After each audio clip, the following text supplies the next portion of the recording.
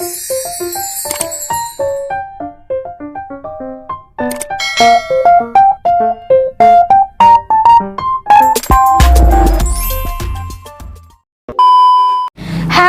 welcome back to my channel. Balik lagi bersama aku Yuni. Yuninya pakai Y ya.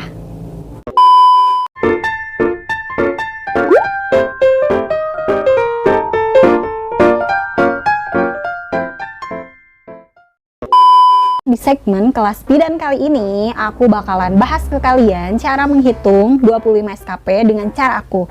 Kemarin kan banyak banget nih yang DM ke aku, ke Instagram aku, "Kak, gimana cara hitung 25 SKP? Kak, gimana cara pemenuhan 25 SKP? Kak, 25 SKP itu dari mana aja?" Dan bla bla bla. Banyak banget itu yang DM aku. Alhamdulillah sih, jadi ilmu aku bermanfaat ya. Dan aku mohon maaf banget gak bisa bales kalian satu-satu. Bukan gak bisa, tapi belum sempet bales. Karena insya Allah walaupun banyak yang DM aku balesin satu-satu ya. Walaupun terlambat, agak terlambat gitu. Karena kan aku juga harus kerja dan aku juga ada kepentingan lainnya. Aku gak selalu buka sosmed. Nah, sebelum aku lanjut dan kasih tahu ke kalian cara menghitung 25 SKP, jangan lupa untuk di subscribe dan di like channel aku supaya aku bisa berbagi terus video yang lainnya ke kalian. Oke? Oh iya, waktu itu kan aku sempet bahas ya cara menyelesaikan 25 SKP dengan cepat di video ini. Tapi banyak banget nih yang DM aku gimana cara hitung 25 SKP ini, karena mungkin masih banyak yang bingung juga ya caranya. Nah, di sini aku bakalan share ke kalian cara menghitung 25 SKP, tapi ini tuh hitungan yang aku punya waktu kemarin aku perpanjang STR. Jadi kalau kalian samain dengan orang lain ini pasti nggak akan sama, karena ini contoh hitung caraku.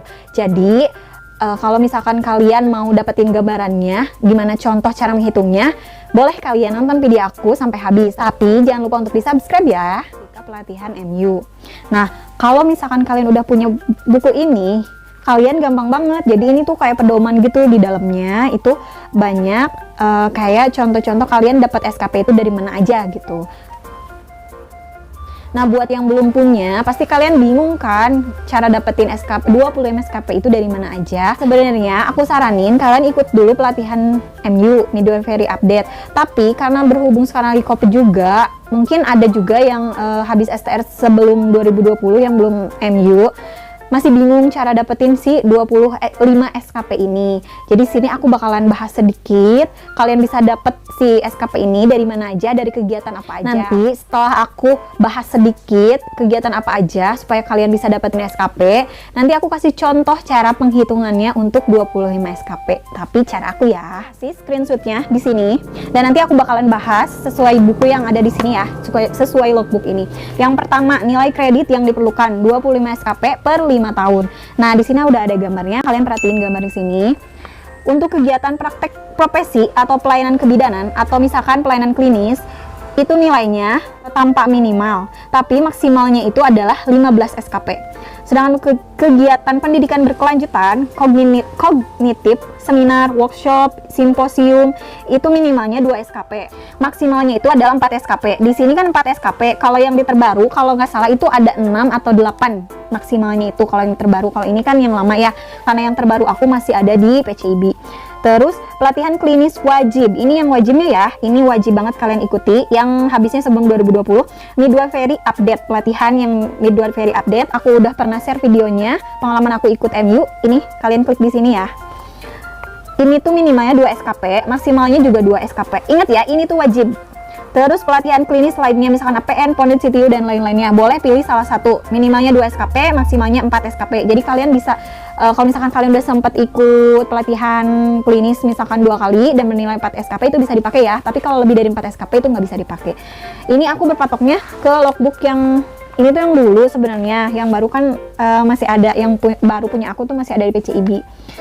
Terus pelatihan non-klinis kepemimpinan atau manajerial itu tanpa minimal, maksimalnya 2 SKP. Terus kegiatan pengabdian masyarakat profesi tanpa minimal, maksimalnya itu 10 ya, 10 kegiatan. Kegiatan pengembangan profesi juga tanpa minimal, maksimalnya juga 10. Kalian kalau misalkan nggak bisa ngebayangin, nih aku udah contohin di sini ya. Ini foto dari bukunya di sini. Terus yang terakhir, kegiatan penelitian dan publikasi ilmiah itu tanpa minimal dan maksimalnya itu 5. Nah, adapun di sini keterangannya, nilai SKP yang harus diperoleh selama 5 tahun itu adalah 25 SKP. Ingat ya, 25 SKP. Ini tuh wajib, meskipun ada pandemi COVID, ini tuh harus tetap dipenuhi 25 SKP. Terus, nilai tanpa minimal, yang dimaksud adalah komponen tersebut dapat kosong atau tidak diisi. Yang ketiga, nilai minimal yang dimaksud pada tabel di atas adalah perolehan nilai SKP yang harus dicapai oleh bidan. Yang keempat, nilai maksimal yang dimaksud pada tabel di atas adalah perolehan nilai SKP sebanyak-banyaknya yang harus dicapai oleh bidan. Bila perolehan nilai SKP melebihi batas maksimal, tidak diperhitungkan atau diperhitungkan dengan jumlah maksimal tersebut. Nah, sekarang aku kasih gambaran kegiatan apa saja yang bernilai SKP. Yang pertama ini pelaksanaan kegiatan praktek profesi dan pelayanan kebidanan. Ini gambarnya ya di sini ya. Kalian perhatikan gambar di sini, biar aku yang ngejelasin di sini. Nah, untuk jenis kegiatannya, memberikan pelayanan pada ibu hamil. 100 kunjungan ibu hamil itu kreditnya 1 per tahun. Nilainya 1 SKP ya per tahun. Jadi, 100 ibu hamil sama dengan 1 SKP. Terus, memberikan pelayanan pada ibu bersalin atau BBL. Itu 12 ibu bersalin sama dengan 1 SKP. Jadi, nilainya 12 ibu hamil sama dengan 1 SKP. Memberikan pelayanan pada ibu nipas. Ini juga sama, jumlahnya 12 ibu nipas, nilainya 1 SKP. Memberikan pelayanan imunisasi pada bayi, anak balita atau anak sekolah. Ini juga 12 bayi, balita atau anak sekolah. Nilainya juga 1 SKP. Memberikan pelayanan keluarga bencana, KB baru dan KB ulangan. 12 kunjungan akseptor, itu nilainya 1 SKP. Terus memberikan pelayanan kesehatan reproduksi, pemeriksaan IPA tes, pengambilan sediaan pap smear atau imunisasi calon pengantin, catin ya, tete catin, 12 ibu, itu nilainya juga 1 SKP. Memberikan pelayanan penanganan awal kedaruratan maternal dan neonatal, itu 12 orang, nilainya juga 1 SKP. Kalian bisa baca di sini ya, ini jabarannya. Kegiatan pendidikan berkelanjutan. Ini kayak misalkan kamu yang suka jadi moderator atau pembicara pada saat seminar, ini boleh banget kamu cantumin. Ini juga bisa jadi nilai SKP buat kamu ya. Nah, di sini aku cantumin lagi tabelnya. Di sini penghitungan SKP dalam pendidikan berkelanjutan. Kayak sini waktu, jam, kognitif, simposium, seminar atau workshop. Misalkan kamu jadi pembicara, itu misalkan jamnya 4 sampai 8 jam, nilainya cuma 2 SKP. Kalau itu tingkat lokal ya, wilayah. Kalau tingkat nasional nilainya 3 SKP. Kalau misalkan internasional itu nilainya 5 SKP. Jadi buat kamu yang jadi pembicara pada saat seminar, kayak misalkan seminar di luar negeri atau misalkan di dalam negeri juga itu ada nilainya. Asal ada surat tugasnya, buktinya. Terus moderator juga sama. Kalau misalkan di lokal itu cuma 1 SKP, nasional 2 SKP, internasional 4 SKP. Peserta, kalau misalkan kalian jadi peserta ya, itu 1 SKP, nasional 2 SKP, internasional 4 SKP. Ini yang peserta ini biasanya kalau kita ikutan seminar itu yang aku maksud kemarin, fotokopi sertifikat seminar yang kalian punya itu loh. Kalau misalkan kalian cuma jadi peserta atau panitia boleh dicantumkan. Kalau misalkan kalian jadi pembicara, moderator juga boleh dicantumkan. Asal ada buktinya ya. Dan di sini ada tanda bintang. Untuk pembicara itu ada bentuk kayak makalah atau materi yang disampaikan, dan untuk moderator ada satu kegiatan pendidikan berkelanjutan. Nah, untuk pembicara moderator itu aku juga kurang ngerti gimana sistemnya. Jadi aku cuman di sini cuman ngasih tahu ke kalian aja, cuman ngerti yang pas peserta sama panitianya aja. Kalau misalkan untuk pembicara moderator itu aku kurang ngerti bukti apa aja yang harus dikumpulin gitu. Jadi karena aku belum pernah jadi pembicara atau moderator, hanya jadi peserta dan panitia. Jadi aku cuma nyantumin sertifikat seminar aku yang berbukti kalau misalkan aku jadi peserta dan panitia. Kegiatan pengabdian masyarakat atau profesi. Di sini penghitungan SKP dalam kegiatan pengabdian masyarakat atau profesi. Ini tabelnya ya, kalian bisa baca. Untuk kepanitiaan pengurusan terkait dengan pelayanan kebidanan kesehatan, itu kreditnya cuma 0,25 per kegiatan. Ini kecil ya untuk SKP-nya gitu, hanya 0,25. Pengurus IDI ranting cabang daerah pusat itu nilainya 2 SKP per periode. Kalau misalkan kalian jadi pengurus IDI ya di ranting kalian. Kelompok kerja Pokja itu 0,25, ini juga kecil. Baiknya sih aku kasih saran kalian kejarnya yang gede-gede, yang minimal 1 lah biar kekejar gitu. Kalau 0,25 ini kayaknya agak susah juga gitu. Tapi ini tuh harus ada bukti surat tugasnya gitu, SK-nya dari atasan bahwa kalian melakukan kegiatan itu. Jadi nggak sembarangan kalian misalkan udah ikut baksos tapi nggak ada surat tugasnya, itu kalian nggak bisa gitu. nggak bisa dicantumin ya, kecuali kalau misalkan ada surat tugasnya, itu bisa jadi bukti bahwa kalian ikut Baksos. Bakti Sosial Bidan itu 1 SKP, tim penanggulangan bencana dan tanggap darurat itu 1 SKP. Kayak misalkan kalian jadi tim Satgas Covid misalnya, asal ada SK-nya, surat tugasnya, itu bisa kalian masukin ya. Tim audit maternal perinatal 1 SKP, penyuluhan kesehatan masyarakat 0,25 SKP, ini sedikit ya. Mendapat penghargaan tingkat kabupaten, kota, provinsi, tingkat nasional, tingkat internasional. Untuk kabupaten itu nilainya 0,5 per kegiatan. Tingkat nasional itu 1 SKP per kegiatan, tingkat internasional 2 per kegiatan. Tim penilai jabatan fungsional itu 1 per kegiatan, bidan koordinator itu 1 per kegiatan. Misalkan kalian jadi bidan koordinator di puskesmas, atau misalkan jadi CI, atau misalkan jadi bidan koordinator di rumah sakit, itu kalian asal ada surat tugasnya, SK-nya itu bisa dicantumin untuk pemenuhan SKP. Dan ini untuk penghitungan SKP dalam kegiatan pengembangan profesi. Ini sih sebenarnya khusus, nggak khusus sih, ini buat dosen ya, buat bidan yang jadi dosen. Ini tabelnya di sini kalian bisa baca.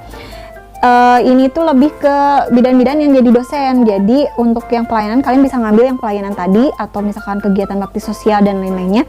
Kalau misalkan untuk dosen, kalian juga bisa ambil di sini yang penghitungan SKP kegiatan pengembangan profesi ini. Di sini kalian bisa baca sendiri ya. Bisa baca sendiri bahwa membimbing mahasiswa, menguji mahasiswa, menjadi narasumber baik lokal dan lain-lain, itu nilainya di sini. Kalian bisa baca ya. Aku nggak bisa nerangin karena soalnya kan aku nggak jadi dosen, jadi aku kurang ngerti juga. Kalau aku ngejelasin takutnya aku salah gitu. Jadi baiknya kalian ikut pelatihan MU aja biar kalian ngerti gitu. Dan ini yang terakhir, kegiatan penelitian dan publikasi ilmiah. Ini tabelnya di sini. Ini untuk karya ilmiah ini aku kurang ngerti juga. Mungkin ini buat yang bikin buku kebidanan, atau misalkan kalian punya jurnal gitu ya. Jadi bisa tuh dimasukin SKP-nya gitu, asalkan ada buktinya. Jadi aku nggak akan jelasin secara detail karena aku juga agak kurang ngerti. Jadi aku lebih ke pelayanan klinis aja ya, karena aku kan bidan pelayanan gitu. Jadi bukan bidan yang membuat jurnal, atau misalkan bidan yang jadi dosen. Kalian bisa lihat aja ya di sini ya. Nah, itu tadi penjabaran sedikit dari aku, kegiatan apa saja yang menghasilkan nilai SKP. Sekarang kita masuk ke contoh cara penghitungan 25 SKP. Ingat ya, ini tuh cara penghitungan aku ketika melakukan perpanjangan STR kemarin. Jadi, kalian jangan samain dengan cara penghitungan orang lain. Karena ini yang aku lakuin ketika perpanjangan STR, ketika memenuhi 25 SKP ini. Sebelum kita lanjut ke cara hitung 25 SKP ini, aku mau minta tolong ke kalian untuk subscribe terlebih dahulu channel aku. Aku kasih waktu kalian 3 detik untuk subscribe channel aku. 1, 2, 3. Jangan lupa subscribe ya, karena aku butuh subscribe kalian. Kalian butuh ilmu dari aku, bukan ilmu tapi info. Info apa ilmu? Ya itulah. Udah subscribe? Kalau misalkan udah subscribe, yuk kita nonton contoh cara hitung 25 SKP. Check it out. Oke, kita langsung aja ya untuk cara hitungannya, karena kemarin banyak banget yang DM ke Instagram aku nanyain bagaimana cara pemenuhan si 25 SKP ini. Dan ini aku utamain buat yang melakukan pelayanan klinis ya, alias kerja seperti di rumah sakit, di BPM, di klinik, maupun di puskesmas. Dan ini adalah contoh cara hitunganku untuk pemenuhan 25 SKP ketika aku kemarin perpanjangan STR ya. Jadi ketika nanti kamu samakan dengan orang lain, pasti tidak akan sama karena setiap orang punya cara hitungan masing-masing. Jadi ini hanya sebagai gambaran buat kalian yang belum ngerti, atau misalkan kalian yang ingin mencicil dari sekarang. Di awal video tadi aku udah jelasin sedikit tentang apa saja atau kegiatan apa saja yang bernilai SKP. Nah, di sini aku udah cantumin ini yang penting-pentingnya aja ya. Jadi ini terutama yang khusus untuk bidan yang melakukan pelayanan di rumah sakit atau pelayanan kepada pasien ya. Yang pertama itu adalah 15 SKP pelayanan klinis. Ini tuh adalah nilai maksimalnya 15 SKP. Jadi ketika kalian nanti memenuhi ini, boleh tidak sampai 15, asal kalian bisa menyanggupi 8 SKP seminar bernomor SKP IB, atau misalkan kegiatan bidan lainnya yang bernilai SKP IB. Ini untuk seminar. Seminar itu maksimalnya 8 SKP seminar yang bernomor SKP IB. Ingat ya, yang bernomor SKP IB. Jadi jika seminarnya tidak ada nomor SKP IB, itu tidak akan diterima. Terus ada lagi, ini adalah yang wajibnya, 2 SKP pelatihan midwifery update dan 2 SKP pelatihan klinis. Ini tuh, yang 2 ini tuh adalah wajib. Jadi ini tuh kalau misalkan kalian udah memenuhi 25 SKP tapi tidak mengikuti MU atau misalkan tidak ada SKP pelatihan klinis, itu kalian tidak akan bisa melakukan perpanjangan karena 2 pelatihan ini tuh nilainya wajib ya. Ini khusus yang lulusan sebelum 2020. Kalau misalkan yang lulusan 2020 ke sana sampai dengan 31 Desember seperti pada surat edaran, itu tidak wajib melampirkan pelatihan 2 pelatihan ini. Tetapi tergantung kebijakan daerah masing-masing juga ya. Data yang diambil itu adalah 5 tahun ke belakang ya.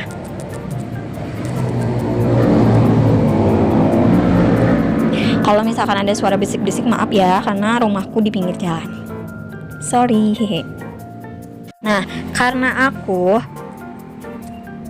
lulusnya tahun 2014 dan nggak langsung kerja, karena aku langsung ke D4, jadi aku lulus D4 itu tahun 2015, aku nganggur dulu setahun, baru aku kerja di tahun 2016, jadi aku akan ambil tahun 2016 sampai dengan 2020 sebelum Juni. Kenapa aku ngambil sebelum Juni? Karena STR yang aku punya habis di tahun 2020, tepatnya 1 Juni. Data yang aku ambil kan tahun 2016 sampai dengan 2020.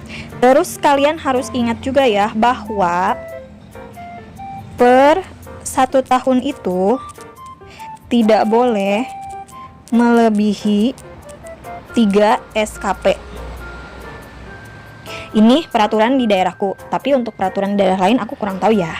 Ini kan contohku, jadi kalian aku akan ngegambarin ke kalian cara hitunganku kemarin pada saat perpanjangan. Di sini kita akan memenuhi 25 SKP selama 5 tahun. Nah, yang pertama tahun 2016 aku ambil 100 ANC. 100 ANC itu nilainya adalah 1 SKP. Terus lanjut, aku ambil 12 INC pada tahun 2016. 12 INC itu sama dengan 1 SKP ya guys. Lalu aku lanjut lagi, aku ambil 12 VNC sama dengan 1 SKP. Jadi ini udah ada 1 tahun udah ada 3 SKP ya. Aku lupa ngasih tahu ke kalian kalau misalkan per 1 tahun itu yang tidak boleh melebihi 3 SKP itu adalah pelayanan klinis, oke?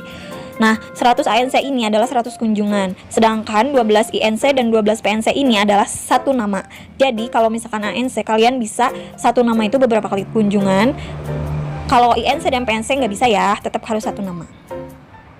Oke, tahun 2016 kita udah dapat 3 SKP. Kita lanjut ya. Tahun 2017 aku ambil lagi 100 ANC yang bernilai 1 SKP. Lalu aku ambil lagi 12 PNC.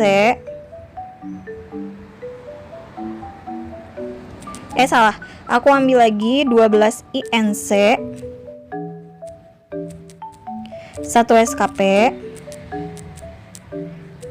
Lalu di sini aku ambil lagi 12 PNC. Nilainya 1 SKP. Oke, selama 2 tahun kita udah dapat 6 SKP. Lalu kita lanjut ke tahun 2018. Di tahun 2018 aku masih sama ambil 100 ANC yang bernilai 1 SKP. Lalu lanjut. Nah, di sini karena nggak terlalu banyak juga kalau misalnya di puskesmas itu nolong lahiran, jadi aku masukin 12 KB 12 KB itu nilainya 1 ANC ya. Aduh, maafkan ada suara motor yang berisik. Lalu yang ketiganya aku masukin 12 catin. Ini suntik tetek catin ya, karena kan aku di pelayanan, jadi aku ada suntik untuk tetek catinnya. 12 catin ini bernilai 1 SKP juga. Tetek catin ya ini. Oke, kita lanjut ke tahun 2019. 2019 aku di sini mulai ambil 12 KB.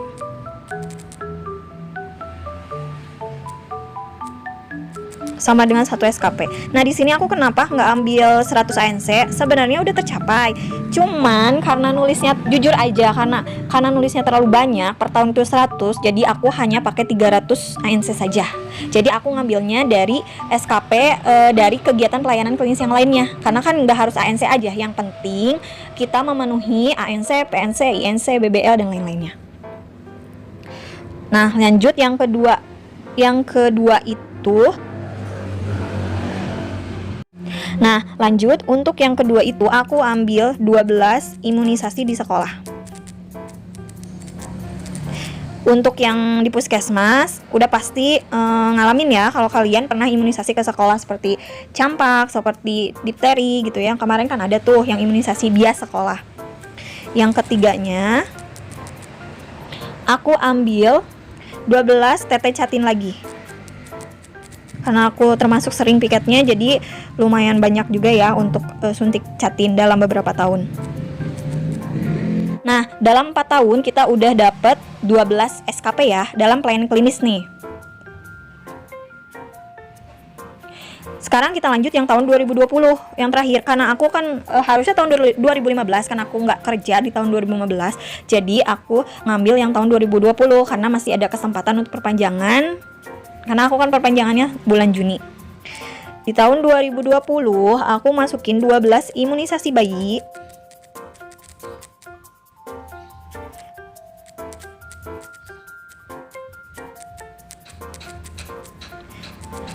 Lalu aku masukin lagi 12 KB.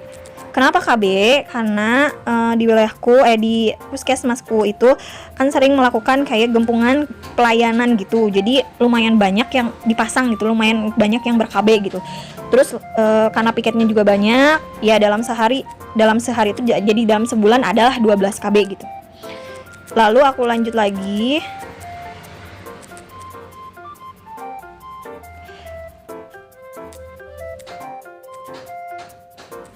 Untuk ini aku ambilnya PNC, yang terakhir PNC. Kalau PNC kan kayak kunjungan nipas gitu, karena aku ikut posyandu dalam sebulan atau dalam 3 bulan itu ada 12 ibu nipas gitu, belum termasuk lagi yang melahirkan di puskesmasnya sendiri.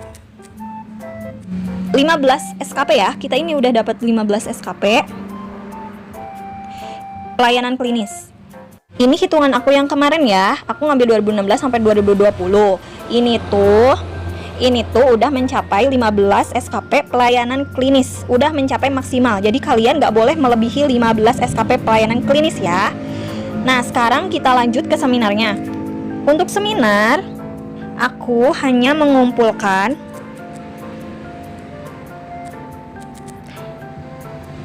6 SKP. Ini kan maksimalnya itu adalah 8. Nah, untuk kalian misalkan cuman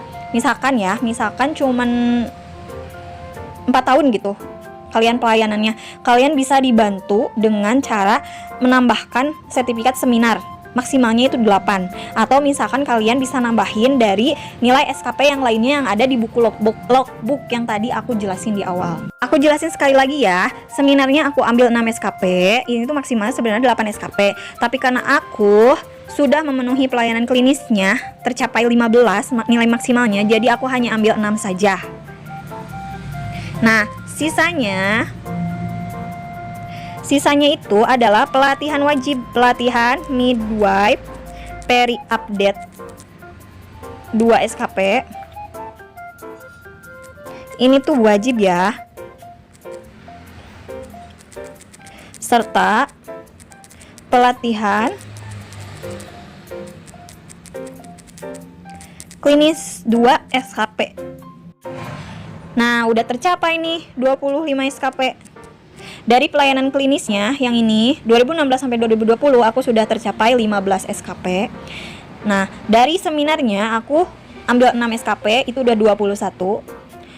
Aku tambahin lagi dari pelatihan wajibnya MU 2 dan pelatihan klinis 2. Jika ditambahkan dengan nilai SKP yang tadi, 15 pelayanan, 6 seminar, 4 pelatihan wajib, itu udah mencapai 25 SKP. Dan ini udah selesai, kita bisa mengajukan untuk perpanjangan. Tapi sebelum kalian bisa melakukan perpanjangan ini tuh harus diperiksa sama tim verifikator di daerah kalian. Jadi kalian nggak bisa langsung ngajuin ke pusat ya. Jadi kalian harus diperiksa dulu nih si cohortnya, si logbooknya, udah bener belum, udah tercapai belum, gitu. Nah, itu tadi contoh cara pemenuhan 25 SKP, itu caraku. Kalau misalkan kalian mau ngelihat cara orang lain, itu pasti akan berbeda ya caranya. Jadi jangan pernah kalian samain dengan orang lain, karena itu ada perhitungan cara aku ketika aku melakukan perpanjangan. Jadi masing-masing orang tuh beda-beda. Ada yang pakai kayak misalkan selama 5 tahun itu mereka nulis 500 ANC, ada juga yang enggak, ada misalkan yang pakai kegiatan baksos atau misalkan sertifikat aja. Enggak sertifikat aja sih, nggak bisa. Misalkan memenuhi sertifikat doang, terus pelayanan klinisnya misalkan yang dipenuhinya cuma 13, atau misalkan kalian memenuhi 15 pelayanan klinis, sertifikat seminarnya cuma berapa gitu, supaya intinya supaya jadi 25 SKP. Ingat ya, yang harus diingat sama kalian bahwa pelatihan MU, Midwifery Update, dan juga pelatihan klinis, mau pelatihan apapun, APN, Ponesitiu, dan lain-lain yang judulnya pelatihan klinis, itu wajib dilaksanakan untuk lulusan yang untuk STR yang habis sebelum tahun 2020. Tapi ini juga sesuai kebijakan daerah masing-masing. Oke, sekian dulu ya dari aku. Semoga dengan video ini tuh bisa jadi gambaran buat kalian ketika kalian memenuhi 25 SKP untuk perpanjangan. Atau misalkan video ini bisa membantu buat kalian yang mau perpanjangan. Kalau misalkan ada yang belum ngerti atau misalkan ada yang mau ditanyakan, boleh DM aku di Instagram ini ya, biasa.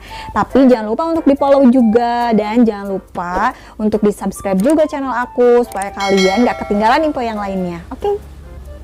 Sampai ketemu di kelas bidanku yang lainnya. Mohon maaf bila ada kata salah. Tunggu video aku yang lainnya ya. Bye-bye. 머리를 빗는 이 빗소리 밖에 비가 오나 봐 들리는 빗방울들이 땅에 떨어지는 소리 전해지는